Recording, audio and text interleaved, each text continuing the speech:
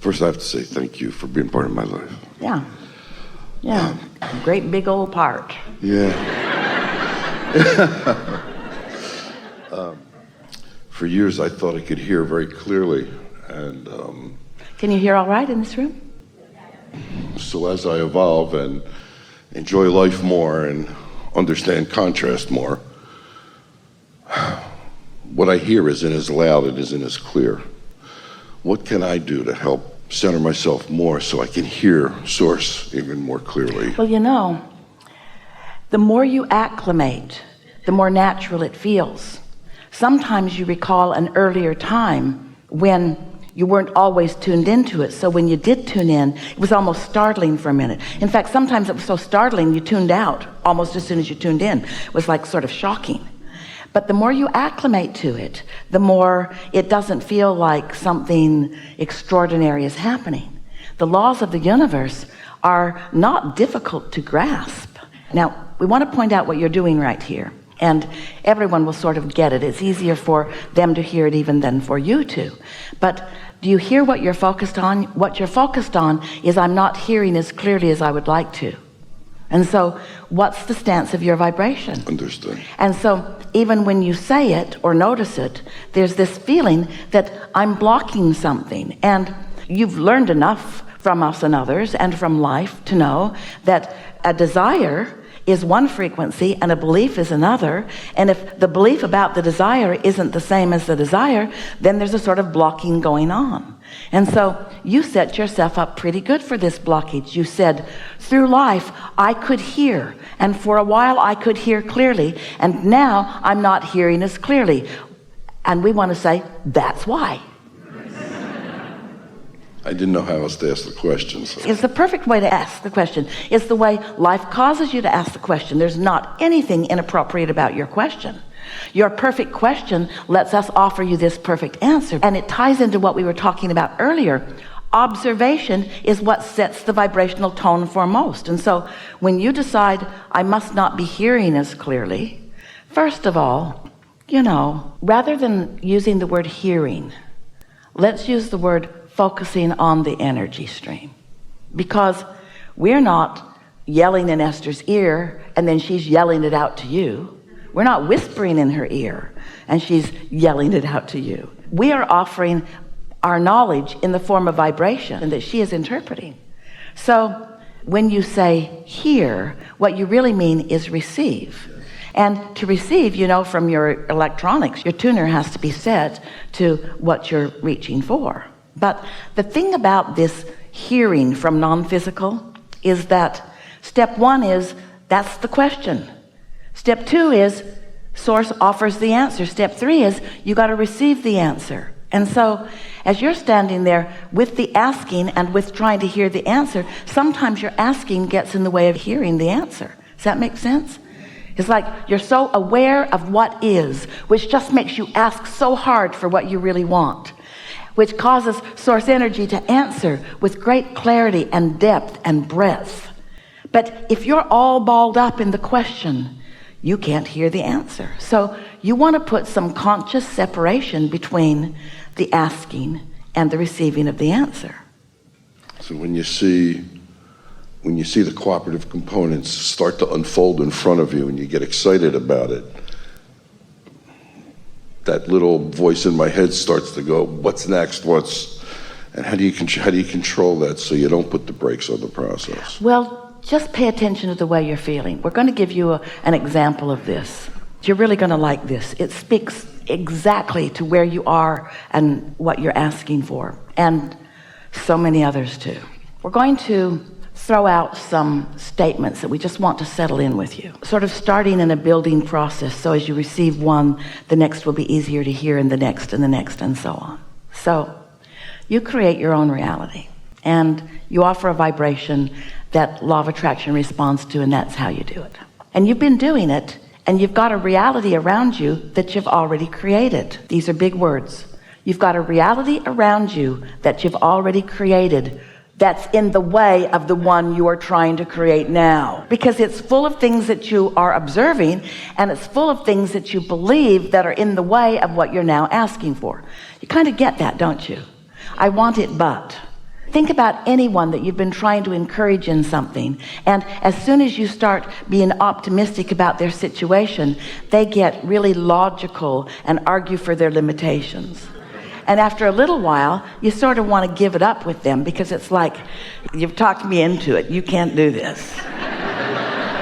Well, you have this same sort of struggle going on within yourself. Your desires are being challenged by your beliefs, but your beliefs will morph and modify to satisfy the expansion of that which you are about. It is the eternal nature of all that we all are. So there is this now reality that as you're involved in it, and how can you not be, and you're seeing it and hearing it and smelling it and tasting it and touching it, and how can you not be? And that observation is in the way. So over time, we've written a whole lot of books with a whole lot of processes to help you to bridge those beliefs, to help you lighten the tension on those beliefs that are preventing you sometimes from going to where you want to go. Well, it's one way of doing it, and it is an effective way of doing it. It's a tedious way of doing it. It's kind of a slow going way of doing it. There is an even faster way of doing it, but you're so practical minded, and most of you want to dig in and make it happen. And so the processes that we offer, Esther uses many of them every day for tuning, for aligning. We are encouraging that you utilize them to your benefit. But we want to hear right now, give you an understanding of something and a little new methodology that will answer the problems or the question that you just presented to us here. So here it is. We have established that now reality is in the way because there's so much to observe. So if I don't have enough money and I'm saying I want more money, saying I want more money activates the stick about money. And since I don't have enough money, end of the stick is the most active end of the stick, then I sort of don't make any progress most times when I bring it up.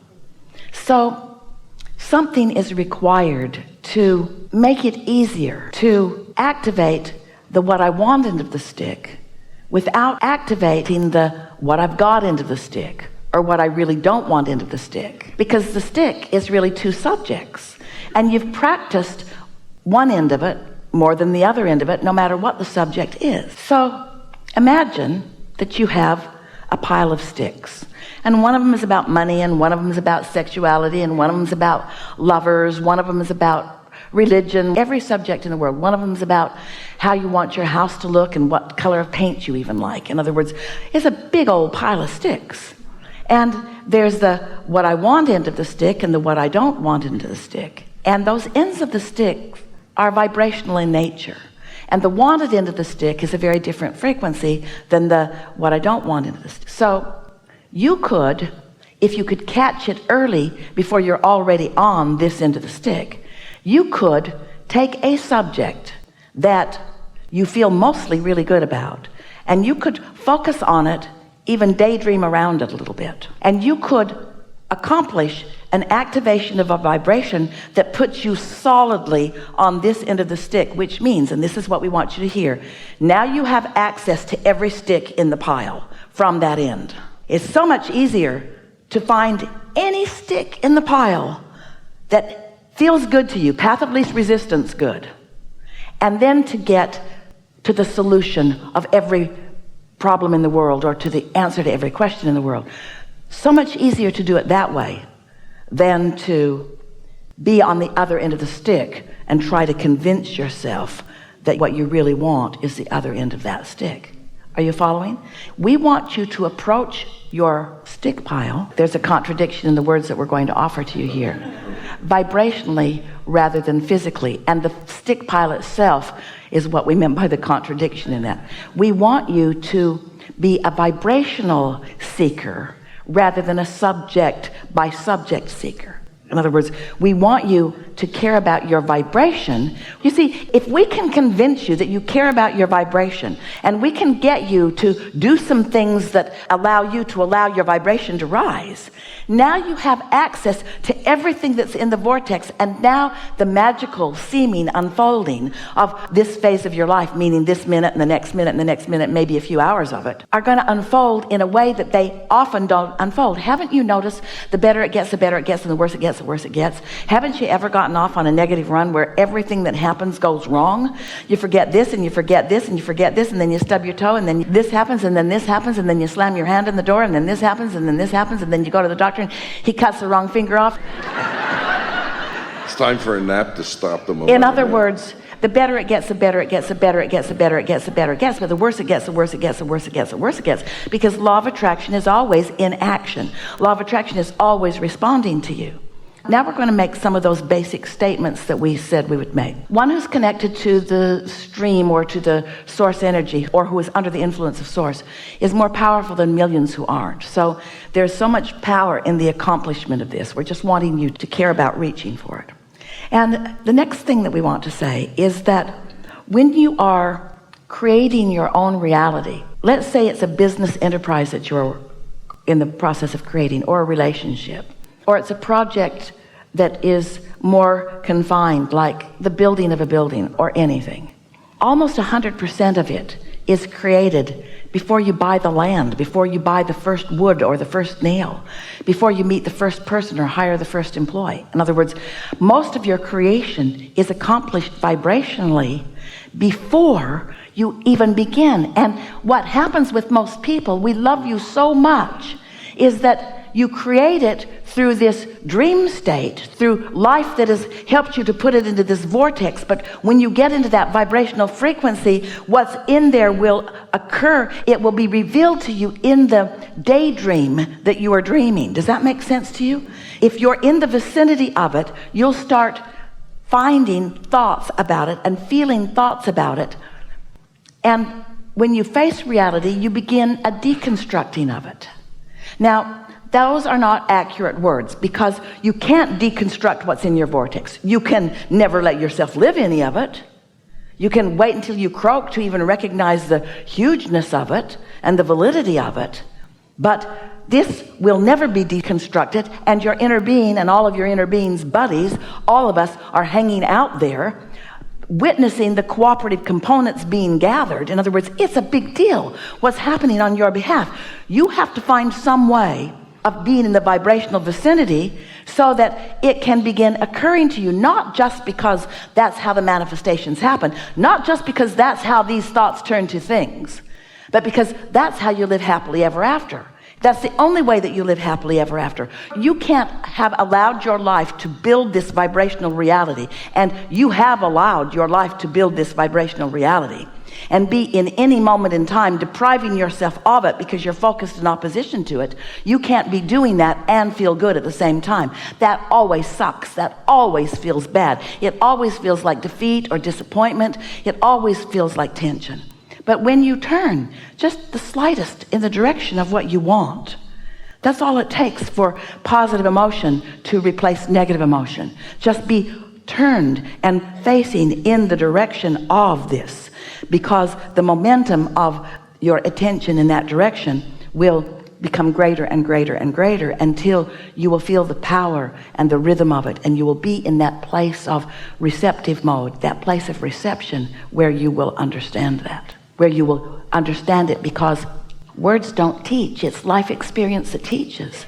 So as we speak to you these laws of the universe, and you feel the resonance of them, if you can accept that you are vibrational and that you have a vibrational reality and that it is calling you, and the better you feel, the more you are tuned and turned that way, and the worse you feel, the more you've got some belief that is still stuck in your vibrational craw, that you've got activated, that is preventing you from allowing yourself to be called in the direction of what you really want.